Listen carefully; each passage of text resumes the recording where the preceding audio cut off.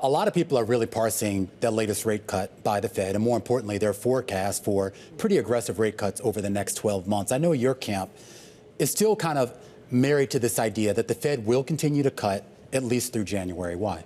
Yeah, look, we think there has to be a recalibration, that the inflation picture and the labor market picture are really sort of supporting the case for further policy easing.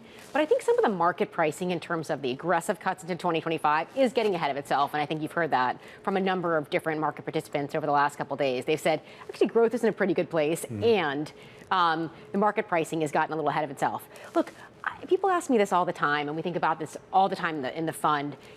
Are there really significant signs of weakness across the equity market? Are you seeing industries or sectors that are showing, kind of red flags? And we aren't. Now, I'll be watching really closely as we go through earnings if anyone really talks about taking down their forecasts.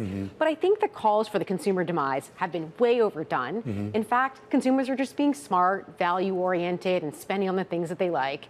And companies have been holding off slightly on CapEx, mostly because they want more clarity on policy, and particularly U.S. policy into 2025, rather than seeing a significant decline in terms of their overall revenues. So I just don't see anything that's necessitating a massive slash in policy rates. When it comes to allocation right now, do you have the confidence to be aggressive right now, or do you wait given the election cycle that you just mentioned, the earnings season that's going to bring a lot of commentary and just the general year-end type of shenanigans, if you will? Here's what I'll say. Yeah. There's October 2nd, Kate, which is going to be a little bit more cautious over the next couple weeks. And then there's kind of the 6-month Kate, which is much more constructive. Look, I think there are a few things holding us back in October.